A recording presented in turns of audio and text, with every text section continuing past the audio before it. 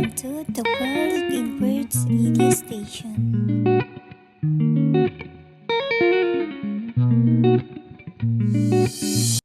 Welcome to the World in Words radio station. So, where every problem can be heard and solved. I am your language series DJ Isa together with DJ Ann and DJ Kath. That is right, DJ Isa. Hello, linguist adventurers. Another day, another problem to be solved. Isn't that right, DJ Kat? Of course, we are delighted to hear our audience's questions and opinions. But before we begin, the letter we will hear will be kept anonymous to protect the privacy of our senders. So what are we waiting for? Let's start the theory talk.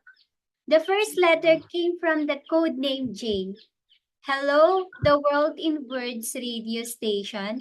I am Jay and wanted to speak up about my problem. I was in 7th grade when I started to play games on my computer. I play all night and sometimes I forget to eat and shower since the games have become so addictive. I also cannot sleep well and isolate myself inside the house.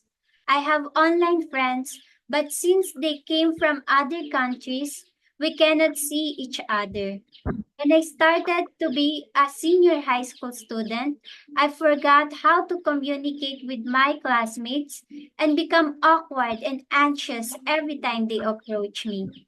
I have no problem talking to my online friends, but when I see my classmates in person, I almost cannot speak and sometimes I stutter. I know I know it's my fault for not interacting with them. But what should I do to be able to speak with my classmates like I did before playing online games? So, what a difficult situation you are in. But before giving our opinion, I hope you're doing well right now and hope that you are listening to our podcast. What do you think, DJ Isa, is the problem here?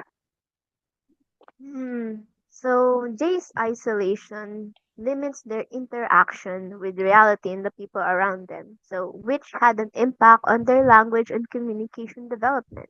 So the letter also states that the sender previously had positive relationships outside of the virtual world, but due to their excessive screen time with their phone and such, so the sender or J eventually stopped reaching out to their friends and to people in reality, which can be a bit tricky to explain theoretically. Exactly. Since if it can be explained in a theoretically way, the theory associated with it will be the Vygotsky's interactionist perspective. This theory points out the necessity of social interaction in language learning, stating that in order to learn a language, we must interact with people who are more knowledgeable than us, also known as the zone proximal development.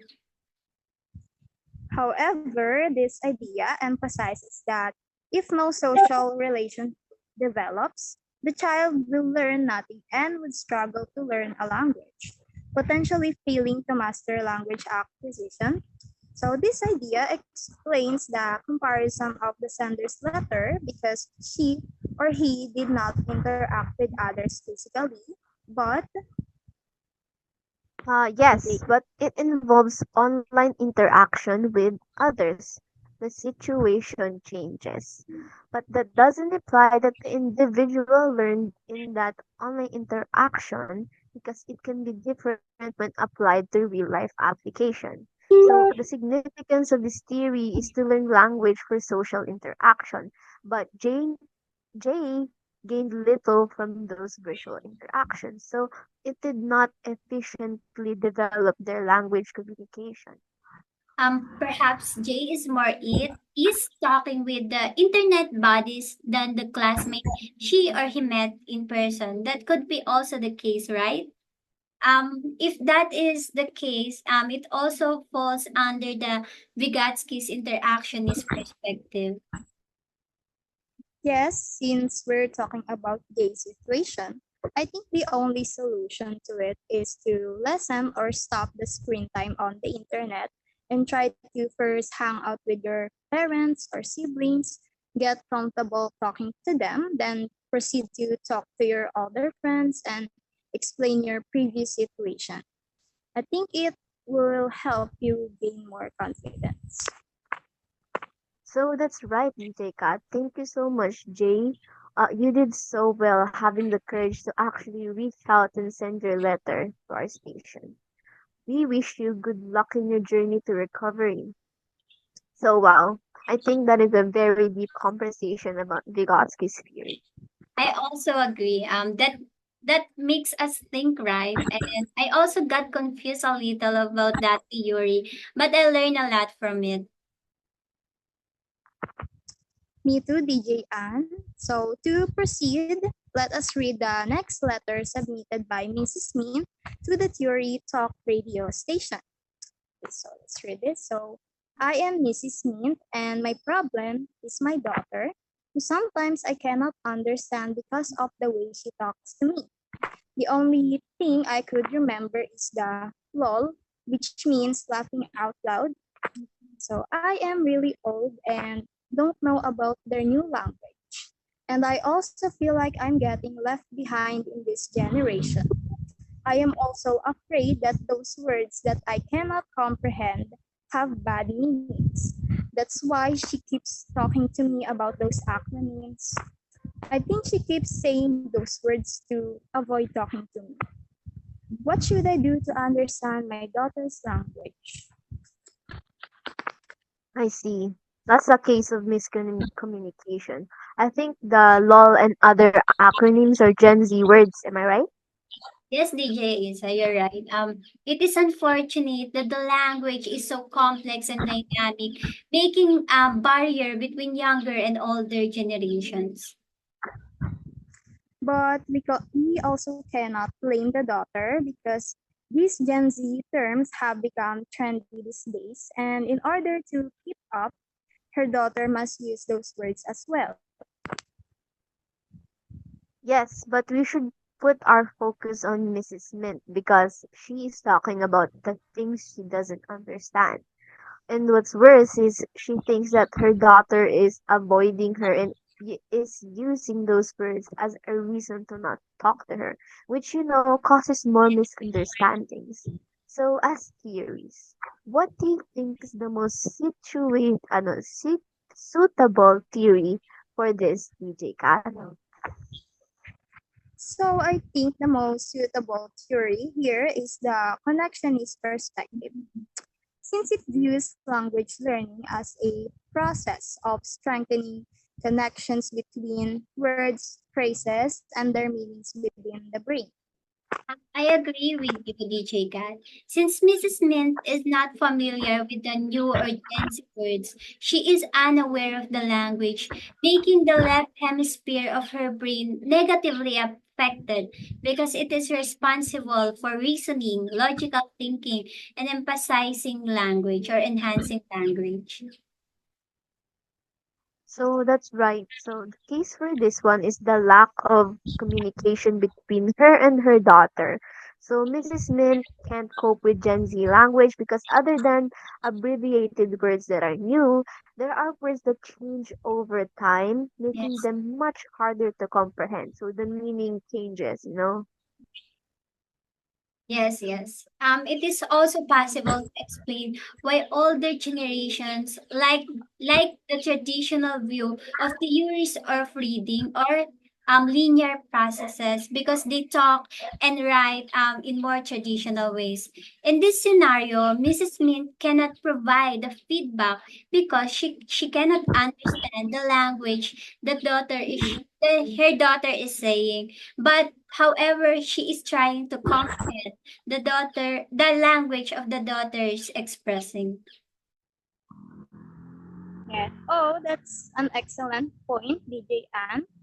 So if Mrs. Mint is a traditional view, her daughter is cognitive because she tries to retain or rote learning the meaning of new words and also apply her knowledge based on previous knowledge, such as the word lol, which means laughing out loud, and someone teaches it to her, maybe an expression of laughter. So we think in order to give a solution to your problem, we suggest you communicate more with your daughter.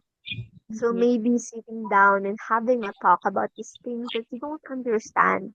And maybe if the opportunity presents itself, be vulnerable with her. Open up to your daughter about the struggles you are facing when trying to communicate with her. And that explain to her you are willing to learn and compromise.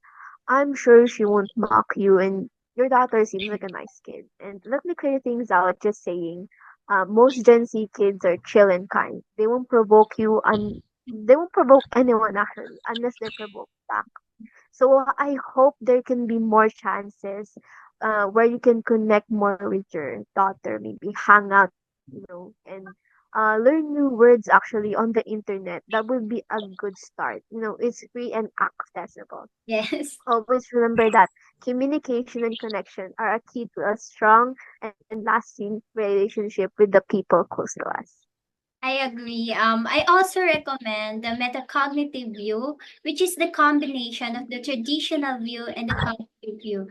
Mrs. Smith, you should be aware of what your daughter is reading and writing and also talking to other people and try to more interact with her and give your opinions and feedback about something. And if that works, maybe you will be the cutest mother and daughter in this Theory Talk radio station. Yes, so thank you, Mrs. Min, for the story you have shared. We hope that you will build a connection with your daughter, and we thank you for inspiring our linguist and adventurers today.